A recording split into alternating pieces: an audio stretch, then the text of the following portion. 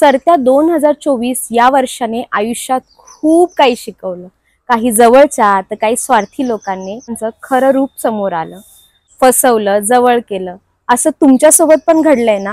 हो मंडळी, नक्कीच घडलं असेल, मला माहिती आहे. पण येणाऱ्या 2025 मध्ये लोकांशी हात तर मिळवायचा आहे, पण फार जवळचं रिलेशन नाही बनवायचंय. दोष दुसऱ्यांना द्यायचा नाही, कारण काही चुका आपल्याकडून पण झालेल्या असणार आहेत आणि त्या चुका आपल्याला बदलायच्या आहेत. नमस्कार मंडळी, खूप खूप स्वागत माझ्या यूट्यूब चॅनलवर. मी माझ्या चॅनलवर खूप विविध विषयांवरती व्हिडिओ घेऊन येत असते आणि माझ्या चॅनलवर जर तुम्ही नवीन असाल तर नक्कीच चॅनलला सबस्क्राईब करा आणि साईडची बेल आयकॉन प्रेस करायला अजिबात विसरू नका. माझा आजचा विषय असा आहे, सहजच सुचलं की नेहमी आपण वर्ष सुरू झालं की नवनवीन संकल्पना किंवा संकल्प करत असतो आणि ते पूर्ण करायचा प्रयत्न करत असतो. पण खरं तर संकल्प पूर्ण होतात का? काही लोकांचे होतही असतील, पण आपण सुरुवात तर खूप जोमाने करतो, पण अर्ध्यात कुठेतरी काही गोष्टी चुकतात म्हणून ते आपल्यापासून दूर जातात किंवा आपण संकल्पांपासून दूर जातो. मुळात संकल्प आपण करायचा हा असतो की मी केलेला संकल्प पूर्णत्वास नेईल, हाच खरं तर संकल्प करायला पाहिजे. वर्ष बदलत नसतं हो. 2024 हे पण वर्ष होतं आणि येणारं 2025 हे पण वर्ष असणार आहे. सूर्योदय सुद्धा तोच असणार आहे आणि सूर्यास्त सुद्धा तेच असणार आहे. जर काही बदलणार असणार ते आपण स्वतः, म्हणजे वर्ष बदललं म्हणून सगळंच बदलत नसतं. बदलत असतात आपण केलेल्या गोष्टी आणि आपण करत असलेले संकल्प. मग येणाऱ्या वर्षामध्ये आपण संकल्प करण्यापेक्षा 2024 मध्ये आपण चुका काय केल्यात हे आपण बघितलं पाहिजे आणि त्या चुकांमध्ये शिकून 2025 मध्ये त्या टाळायला हव्यात. मग त्या चुका नेमक्या कोणत्या, तेच आज आपण या व्हिडिओमध्ये बघणार आहे. तर व्हिडिओ शेवटपर्यंत नक्की बघा. सगळ्यात महत्त्वाचा आणि सगळ्यात पहिला मुद्दा म्हणजे दुसऱ्याकडनं अपेक्षा करणं बंद करा. कारण आपल्या आयुष्याचा तमाशा करणारी कलाकार मंडळी आपल्या जवळचीच असतात. म्हणजे आपण आपल्या आयुष्यात ज्या काही गोष्टी करत असतो आणि त्याच्यामध्ये खंड पडावा किंवा ती गोष्ट होऊच नये हे फार तर जवळच्यांनाच वाटत असतं. त्यामुळे दुसऱ्याकडनं अपेक्षा ठेवणं हे बंद केलं पाहिजे. यामुळे काय होणार आहे, जेव्हा आपण अपेक्षा करणं बंद करतो तेव्हा आपल्याला वाईट वाटत नाही. ज्यावेळी आपल्याला असं वाटतं की माझ्या जवळच्या व्यक्तीने ह्या वेळेसाठी माझ्यासाठी काहीतरी करावं आणि ही आपण अपेक्षा ठेवलेली असते, पण बरोबर त्याच वेळी ती व्यक्ती आपल्यासाठी ती गोष्ट करत नाही आणि मग काय होतं, वाईट वाटतं ना आणि मनाचं खच्चीकरण होतं. म्हणून मुळात अपेक्षा करणंच चुकीचं आहे आणि दुसऱ्याकडनं अपेक्षा करून आपल्या स्वतःला दुःख ओढावून घेतलं तर आपण जे काम करत आहे त्याच्यावर असं प्रश्नचिन्ह निर्माण होतं. त्यामुळे दुसऱ्याकडनं अपेक्षा करणं बंद करा. आपल्या जवळचे कोण, परके कोण हे आपल्याला नक्की ओळखता आलं पाहिजे. बऱ्याचदा काय होतं, जवळच्या मंडळींना आपण जवळचं मानत असतो, पण आपण एखादी गोष्ट आयुष्यात करत असतो त्यावेळी ती नक्कीच त्यांना आवडत नसते. बोलताना आपल्याला समोर ते म्हणत असतात, हो हो तू खूप छान करतेस किंवा करतोयस, पण मुळात त्यांना ती आवडत नसते. त्यामुळे मग चर्चा करायला जायचंय कशाला? तुला वाटतंय ना की मला हे योग्य वाटतंय, मग कर ना. मला वाटतंय मला हे करणं योग्य आहे, उठ आणि तू तुझा निर्णय घे. मला आतापर्यंतच्या अनुभवात बऱ्याचदा असं वाटलं की जेव्हा केव्हा आपला निर्णय आपण जेव्हा घेतो आणि तो दुसऱ्यांबरोबर सल्लामसलत करतो तेव्हा त्याच्यावर वेगवेगळे प्रश्नचिन्ह निर्माण होतात आणि आपल्याला जे करायचं आहे ते तर राहतं बाजूला आणि आपण इतरांचा विचार करून जी करायची गोष्ट ती तिथेच थांबवतो. त्यामुळे आयुष्यात तुला ह्या 2025 मध्ये जे काही करायचं आहे त्यासाठी पहिलं तर दुसऱ्याकडनं अपेक्षा करणं बंद करायचंय. ती गोष्ट योग्य आहे की अयोग्य हे विचारायलाच जायचं नाही. नंबर 2, काहीही नवीन करण्याआधी योग्य वेळेची किंवा योग्य संधीची वाट बघणं बंद करा. बऱ्याचदा काय होतं की आपल्याला आयुष्यात खूप गोष्टी कराव्याशा वाटतात, मग आपण विचार करतो की आज मी करेल, उद्या करेल किंवा ही वेळ योग्य आहे, ती वेळ योग्य आहे, या वेळेला करेल, नाही नाही हे होऊ दे मग करेल. कुठल्याही गोष्टीसाठी योग्य वेळ किंवा संधी हे असं काहीही नसतं. तुम्हाला वाटलं त्यानंतर तुम्ही ते पुढच्या क्षणी खरं तर सुरू करायला पाहिजे. खूप लोक होऊन गेले की ज्यांनी आपल्या आयुष्यामध्ये खूप वेगवेगळ्या गोष्टी केल्या. जर त्यांनी योग्य वेळेची आणि योग्य संधीची वाट बघत बसले असते तर ते विक्रम किंवा ते यश ते कधीच आयुष्यात संपादन करू शकले नसते. म्हणून सांगायचा मुद्दा आहे, आयुष्यात कधीही वेगळं करावंसं वाटलं तर ते करून तर पाहूयात. झालं तर ठीक, नाही झालं तर अनुभव तर नक्की घेईल. आणि ह्या गोष्टीचाच विचार करून आयुष्यात जेव्हा केव्हा आपल्याला काही करावंसं वाटेल त्यासाठी कुठल्याही योग्य वेळेची किंवा योग्य संधीची वाट अजिबात बघायला नाही पाहिजे. संधी आपण स्वतः निर्माण करायची असते आणि संधीला आपल्या जवळ आणायचं असतं. त्यासाठी काय करावं लागेल? त्यासाठी जे डोक्यात आले आहे किंवा जे मनात आलं आहे ते प्रत्यक्ष आपण कृतीत करायला हवं. नवीन वर्ष येण्याआधीच तुम्ही तुमच्या गोष्टी करा, बदला, म्हणजे नवीन वर्षामध्ये तुम्हाला त्याचा आनंद मिळेल. नवीन वर्ष किंवा योग्य वेळ, योग्य संधी हे आयुष्यात काहीच नसतं. ज्यावेळी तुम्हाला वाटते त्यावेळेस ते करणं हीच योग्य वेळ आणि योग्य संधी असते. त्यासाठी नवीन वर्षाची गरज नाही. मी असं म्हणत नाही की संकल्प करू नका, नक्कीच करा, पण ते तुम्ही शेवटापर्यंत करताय की नाही हे फार महत्वाचं असते. उत्साहात सगळेजण सगळ्या गोष्टी नव्याने सुरू करतात, पण त्याला शेवटापर्यंत नेणं हेच खरं संकल्प पूर्ण करणं होय. तिसरा मुद्दा, नकारात्मक विचार करणं बंद करा. बऱ्याचदा काय होतं, आपण सगळ्या गोष्टींचा आधी नकारात्मक विचार करतो. नाही हा शब्द तुमच्या डिक्शनरीत नसलाच पाहिजे. मुळामध्ये नाही म्हणणं हेच चुकीचं आहे आणि योग्य ठिकाणी नाही म्हणणं हे सुद्धा गरजेचं आहे. तर नकारात्मक विचार बंद करा हे सांगण्याचा मुद्दा असा की नवीन वर्षामध्ये किंवा इथून पुढच्या आयुष्यामध्ये बरेच वर्ष आपण आता असेच घालवले आहे, पण आयुष्यात आता इथून पुढे तुम्हाला काही जर नवीन करायचं असेल तर तुम्हाला पहिलं तर नकारात्मक विचार करणं बंद केलं पाहिजे. ते का? बऱ्याचदा आपण असा नाही, नको, आता कशाला, मग करेन, आता नको, हे नको, ते नको, या गोष्टींनी काय होतं, संधी दौडत असतो. वेगवेगळ्या गोष्टींचा अनुभव घेणं आपण त्याच्यापासून दूर जात असतो. केल्याने काय होणार आहे, एक तर यश तर नक्की मिळेल आणि जर नाहीच मिळालं तर अनुभव तरी मिळेल. म्हणून करून बघतो, नक्की करेल, करण्याचा प्रयत्न करेन, ही सगळी वाक्य तुमच्या रोजच्या आयुष्यात असली पाहिजे, हेच मला सांगायचं आहे. म्हणून नकारात्मक विचार करणं हे बंद केलं पाहिजे. पुढचा मुद्दा असं, लोक काय म्हणतील या गोष्टीकडे पहिलं तर दुर्लक्ष करा.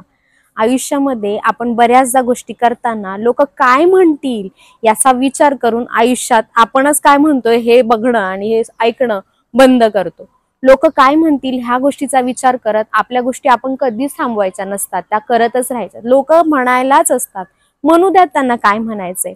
लोक काय म्हणतील या विचारांनी मी ही गोष्ट करत नाही, मी ती गोष्ट करत नाही. आयुष्यात जी गोष्ट तुम्हाला योग्य वाटते आणि ती योग्य आहे ती तुम्ही नक्कीच केली पाहिजे. आणि आयुष्यात लोक काय म्हणतील ह्या विचाराने जर आयुष्याकडे बघत राहिली तर आपण इच्छित अशा यशापर्यंत कधीच पोहोचणार नाही. लोक मात्र पुढे निघून जाणार आहेत. त्यामुळे लोक काय म्हणतात या गोष्टीचा विचार आपण नसतो करायचा, तो त्यांनाच करून द्यायचा असतो. पुढचा मुद्दा, अहंकार, घमेंड, ईर्ष्या या गोष्टींपासून तुम्ही खूप दूर राहिलं पाहिजे.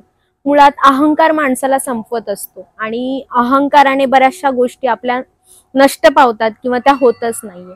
मुळामध्ये आपण आपले दुश्मन हे बनवायचेच नसतात, कारण एक दुश्मन 1000 विरोधक बनवत असतात आणि त्याच्यामुळे तुम्ही स्वतःसाठीचे अडथळे निर्माण करून घेत असतात. बरंच असं होतं की आपल्याला कोणाचं मत पटत नाही, कुणी आवडत नाही, त्यावेळी आपण नक्की काय केलं पाहिजे? एक तर शांत राहायला पाहिजे आणि नाही पटत तर ऐकून सोडून द्यायला पाहिजे, पण त्यातला आपला विरोधक बनवायचा नाहीये. विरोधक जर आपण आयुष्यात बनवलं तर आपण आपल्या योग्य मार्गावर किंवा आपल्या यशापर्यंत पोहोचत नाही. आणि बऱ्याचदा आपण असा अनुभव घेतो सुद्धा, आपण जेव्हा आपले विरोधक तयार करत असतो तर एक विरोधक नसतो, तो अनेकांना तयार करत असतो आणि आपण सतत त्या विचाराच्या गर्तेत राहतो की माझ्यासाठी हा असा विचार करते, ती तो तसा विचार करते.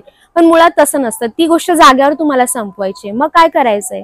हा ठीक आहे, तुला माझं मत पटत नाहीये, त्याच्याशी बोलून तुम्ही तिथे शांत राहायला हवं किंवा त्याच्यावरती सोल्युशन शोधायला हवं आणि ती गोष्ट तिथेच क्लिअर केल्याने पुढे गोष्टी वाढत नाही. त्यामुळे तुमचे विरोधक किंवा दुश्मन बनवणं बंद करा.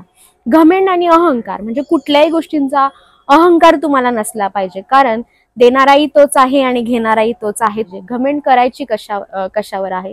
नक्कीच करा, आपल्या कष्टावर करा, आपल्या प्रामाणिकपणावर करा, पण आपल्याकडे जे आहे त्या गोष्टी घमेंड करून समोरच्याला दाखवण्यात काही एक अर्थ नाहीये. आपण एका शॉर्ट टप्प्यापर्यंत पोहोचतो आणि आपण लांबचा टप्पा कधीच गाठत नाही. सगळ्यात महत्वाचं, ईर्ष्या करणं बंद करा. ईर्ष्या म्हणजे काय? आपण त्याला जेलसी असं म्हणतो. का करायची कोणाशी बरोबरी किंवा कोणाशी ईर्ष्या का करायची जळण? कारण ती व्यक्ती वेगळी आहे, आपण वेगळं आहे, त्याच्याकडे काय वेगळं आहे, माझ्याकडे काय वेगळं आहे. ईर्ष्या केल्याने नकळतपणे आपण एकमेकांशी कम्पेअर करत असतो आणि त्याच्यामुळे आपल्याकडे काय गोष्टी आहे ह्यात आपण विसरून जातो आणि नको त्या गोष्टींना व्हॅल्यू देत बसतो. त्यामुळे आपल्याला सतत आपण कमी आहोत हाच भाव मनामध्ये येत असतो। त्यामुळे सगळ्यात महत्त्वाची गोष्ट ईर्ष्या करणं आपल्याला बंद करायला पाहिजे। पुढचा मुद्दा, कृतज्ञता व्यक्त करा। तुम्हाला नेहमी कृतज्ञ असलं पाहिजे। आपल्या आयुष्यात कोणाकडनं काय मिळालं, कोणी काय दिलं किंवा कोणी तुमच्यासाठी काय केलं यासाठी तुम्ही नेहमी कृतज्ञ असलं पाहिजे, किंवा परमेश्वराकडे सुद्धा तुम्ही तुमची कृतज्ञता व्यक्त केली पाहिजे। हे केल्याने नक्की काय होणार आहे, तर आपल्याला मानसिक समाधान मिळणार आहे, आणि मानसिक समाधान जर आपल्याला मिळालं तर आयुष्यात चटचट गोष्टी खूप छान होत असतात। परमेश्वराचे नेहमी आपण आभार मानले पाहिजे, कारण आता मी सध्या माझ्या चॅनलवर विविध प्रकारचे व्हिडिओ म्हणजेच मी वेगवेगळ्या लोकांना भेटत आहे। त्याच्यामध्ये मी बरेचसे व्हिडिओ केलेले आहे, त्याची लिंक मी तुम्हाला डिस्क्रिप्शन मध्ये नक्कीच देईल। अशा लोकांना भेटले आहे की त्यांनी त्यांच्या आयुष्यात खूप वेगळे संघर्ष केलेले आहे, आणि जेव्हा त्यांना मी भेटले आणि त्यांना जाणून घेतलं तेव्हा मला स्वतःला असं फील झालं की आपण आयुष्यात काहीच नाहीये, सुईच्या टोका इतकी सुद्धा आपली किंमत नाहीये। मग आपण करतो कशासाठी, ईर्ष्या कशासाठी करतोय?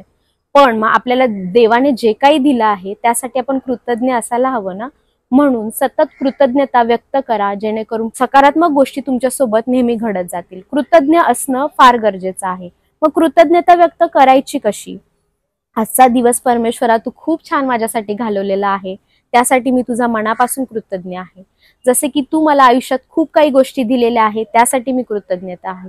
आज आपण जगतोय, खातोय, पितोय, ही सुद्धा परमेश्वराची कृपाच आहे, आणि त्यासाठी आपल्याला कृतज्ञ असलंच पाहिजे। त्यामुळे होतं काय, आपल्याला मानसिक समाधान मिळतं आणि आपलं मानसिक आरोग्य खूप चांगलं राहतं। पुढचा मुद्दा, स्वतःचं शारीरिक आणि मानसिक आरोग्य जपलं पाहिजे। म्हणजे नक्की केलं काय पाहिजे? मानसिक आरोग्य जपण्यासाठी ध्यानधारणा, व्यायाम, मेडिटेशन यासारख्या गोष्टी केल्या पाहिजे। आयुष्यात जे पण काय करायचं आहे ते नक्कीच करायचं आहे, पण मुळामध्ये आपण म्हणतो ना, सिर सलामत तो पगडी पचास। आपलं आरोग्य आणि आपलं मानसिक आरोग्य जर छान असेल तर आपण ज्या गोष्टी आयुष्यात करतो त्या खूप चांगल्या पद्धतीने होत असतात। मानसिक आरोग्य का बिघडू द्यायचं नाही, कारण त्याचा परिणाम नकळतपणे आपल्या कामावर, आपण करत असलेल्या गोष्टींवर होत असतो, आणि कुठेतरी आपण रोजच्या धावपळीच्या आपल्या जीवनामध्ये या गोष्टींना बाजूला ठेवत असतो, आणि आयुष्य आपलं पुढे पुढे जात राहणार आहे। खऱ्या आयुष्याचा आनंद आपण घेत नसतो, पण जर तो आनंद घ्यायचा असेल तर तुमच्या कर्माबरोबर स्वतःलाही तुम्ही काहीतरी देणं लागतं, ते तुम्ही नक्की पूर्ण केलं पाहिजे। मग काय केलं पाहिजे? स्वतःसाठी वेळ काढणं, स्वतःला वेळ देणं, स्वतःला खूप चांगलं पद्धतीने स्वतःच ट्रीटमेंट देणं। आपणच जर आपल्याला चांगली वागणूक नाही दिली तर जग कशाला देईल? म्हणून स्वतःला कधीही कमी लेखायचं नाही, आणि आपण स्वतःलाच खूप चांगली अशी वागणूक द्यायची, म्हणजे समोरचे सुद्धा आपल्याला त्या पद्धतीने वागणूक देत असतात। की शारीरिक आणि मानसिक आरोग्य आपण करत असलेल्या गोष्टींमध्ये सगळ्यात महत्त्वाचा भाग आहे। जर तेच चांगलं नसेल तर आपण करत असलेल्या गोष्टीला शून्य किंमत आहे, त्याचा काही सुद्धा फायदा होत नाही। त्यामुळे तुम्ही 2025 वर्षामध्ये सगळेजण संकल्प करतात बघा, की मी व्यायाम करेन, मी असं करेन, मी वजन कमी करेन। नक्कीच करा, पण मला सांगायचा मुद्दा आहे की संकल्प केला तर तो शेवटपर्यंत पूर्णत्वास न्या। छोटे छोटे संकल्प करा की जेणेकरून ते पूर्ण होतील। फार मोठे संकल्प करून ते अर्ध्या सोडून देण्यापेक्षा छोटा संकल्प करून तो पूर्ण करणं ही सगळ्यात मोठी गोष्ट आहे। पुढचा मुद्दा, सगळ्यात मोठी चूक करतो आपण आपल्या आयुष्यात, संयम हा बाळगतच नाही। म्हणायचं काय तर संयमी बना। म्हणजे काय करायचंय, बऱ्याचदा आपण कुठलंही काम करायला घेतलं की आपल्याला ते घाईघाईत करायचं असतं, पण तसं केल्याने ते काम एक तर होत नाही, दुसरं तर ते बिघडतं आणि त्याच्यातून निराशा निर्माण होते। त्यामुळे कुठलीही गोष्ट आयुष्यात करताना संयम फार महत्त्वाचा आहे, त्यामुळे संयमी बना। संयम का महत्त्वाचा आहे? जसे की तूप खाल्लं की लगेच रूप येणार नाहीये, जसं एखादा शेतकरी त्याच्या शेतामध्ये एखाद्या बीजाचं रोपण करतो, त्याची मशागत करतो, आणि त्याच्यानंतर काही काळ जातो, त्यानंतर त्याला पीक येतं आणि मग ते आपल्या घरात येतो। त्यासाठी जो काळ लागलेला आहे तोच म्हणजे संयम, आणि हा संयम आपल्याला आपल्या आयुष्यात आणला पाहिजे। आणि 2025 मध्ये तुम्ही हा संयम जर आणलात, नक्कीच तुम्ही तुमच्या यशाकडे खूप छान पद्धतीने पुढे जाणार आहात। मुद्दा, दयाळू बना, प्रेम करायला शिका आणि समाजसेवक व्हा। की समाजसेवक बना म्हणजे काय? आपण आपल्या आयुष्यात जसं की आपल्याला देणं लागतो तसं समाजाला सुद्धा देणं लागत असतो। दयाळू बना म्हणजे काय? आपण ह्या सगळ्या गोष्टी केल्याने आपल्याला एक आत्मिक शांतता मिळत असते। आणि एक उदाहरण सांगायचं गेलं की तुमच्या घरी कुणी कामाला असेल किंवा तुमच्याकडे कुणी कर्मचारी कामाला असतील तर त्यांना तुम्ही चांगली वागणूक दिली पाहिजे, त्यांच्याशी तुम्ही चांगलं वागलं पाहिजे, नकळतपणे ती ब्लेसिंग आपल्याकडे येत असते। दयाळू बनणं म्हणजे गरजूंना तुम्ही त्यांच्या गरजेच्या गोष्टी दिल्या पाहिजे. त्यामुळे आपल्याला आपल्या कार्यामध्ये तर खूप चांगला बदल दिसतोच, पण एक मानसिक समाधान मिळतं आणि कुठेतरी समाजाला आपण जे देणं लागतो ते सुद्धा पूर्ण होत असतं. म्हणून दयाळू बना, प्रेम द्यायला शिका. प्रेम द्यायला शिका म्हणजे की आपल्या जवळपास जे आपले आप्तेष्ट आहे त्यांना सन्मानाने वागवलं पाहिजे. आई वडिलांना सुद्धा आपण सन्मानाने वागवलं पाहिजे. सन्मान देणं शिकलं पाहिजे. जर तुम्ही सन्मान देणं शिकाल तरच तुम्हाला स्वतःला सन्मान मिळणार आहे. त्यामुळे प्रेम करायला शिका. म्हणजे आपल्या जवळ जे काही पाळीव प्राणी आहेत किंवा आपण म्हणतो पशु आहेत, निसर्ग आहे किंवा नैसर्गिक गोष्टी आहेत, यावर सुद्धा आपलं पर्यावरण आहे, यांचा विसर कुठेतरी आपल्याला पडतो ना.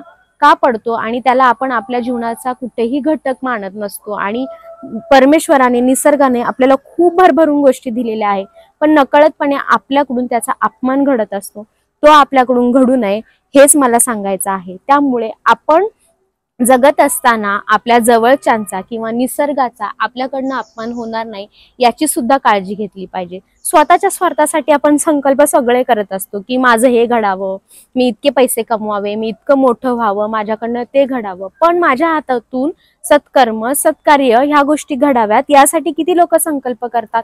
मला नाही वाटत की खूप लोक करतात. मला सांगायचं हेच आहे, 2025 मध्ये ह्या गोष्टी सुद्धा तुम्ही तुमच्या आयुष्यामध्ये ऍड केल्या पाहिजे. त्याच्यामुळे चांगली व्यक्ती बनण्यासाठी किंवा व्यक्तिमत्व बनण्यासाठी तुम्ही स्वतः सक्षम होऊ शकता. या गोष्टी जर तुम्ही तुमच्या अंगी आणल्या तर तुम्ही एक चांगलं व्यक्तिमत्व घडणार आहे. आणि चांगलं व्यक्तिमत्व असणारीच व्यक्ती आयुष्यात खूप चांगलं यश मिळवणार असते, हे कधीही विसरू नये. सगळ्यात शेवटचा पण सगळ्यात महत्त्वाचा मुद्दा म्हणजे समजदार बना आणि गुंतवणूक करा. म्हणजे काय करा? बऱ्याचदा आपण आपलं आयुष्य जगत असताना सरसकट सगळ्या गोष्टी करत असतो, पण बचत करणं, सेव्हिंग करणं या गोष्टींकडे दुर्लक्ष केलं जातं. पण लक्षात असू द्या, आत्ताच्या ह्या युगामध्ये किंवा ह्या काळामध्ये बचत करणं खूप महत्त्वाचं आहे.